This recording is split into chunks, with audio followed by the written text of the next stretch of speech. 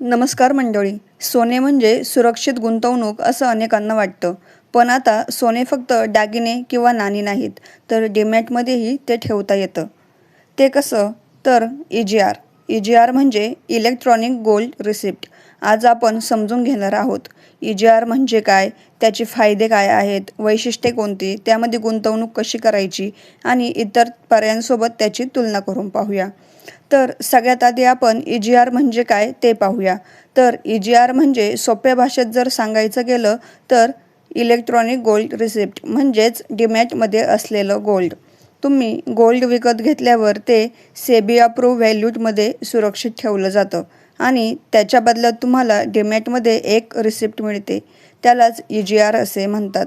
म्हणजेच physical gold व्हॅल्यूट, EGR आणि demat.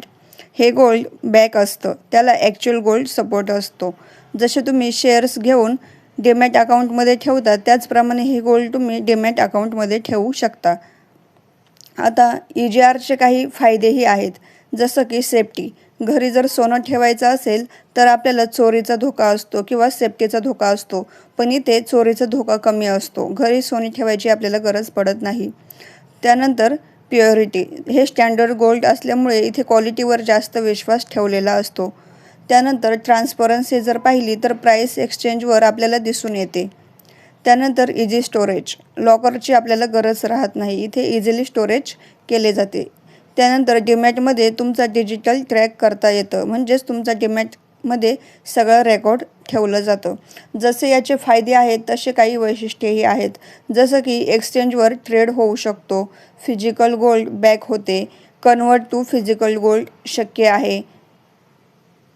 आता EGRमध्ये गुंतवणूक कशी करायची? तर EGRमध्ये इन्व्हेस्ट करायचं असेल तर खूप सोप्या पद्धती आहेत. जसं की सगळ्यात आधी आपण डीमॅट अकाउंट उघडायचं, त्यानंतर त्यामध्ये ट्रेडिंग अकाउंट लागेल. त्यानंतर ब्रोकर ॲपमधून EGR शोधायचा, बाय ऑर्डर द्यायची आणि ते डीमॅटमध्ये दिसेल.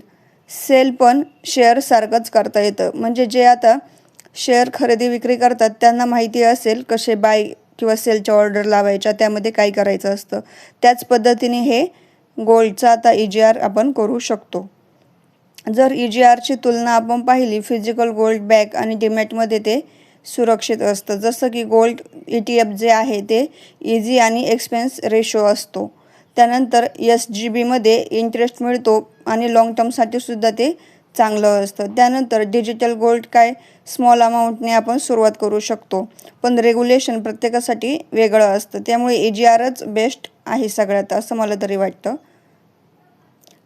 तर मंडळी, EGR हा भारतातील गोल्ड इन्व्हेस्टिंगमधला नवीन पर्याय आहे. पण गुंतवणूक करण्याआधी चार्जेस आणि तुमचा गोल समजून घ्या. आणि तुम्हाला EGR हा चांगला पर्याय वाटतो का? कमेंटमध्ये नक्की सांगा.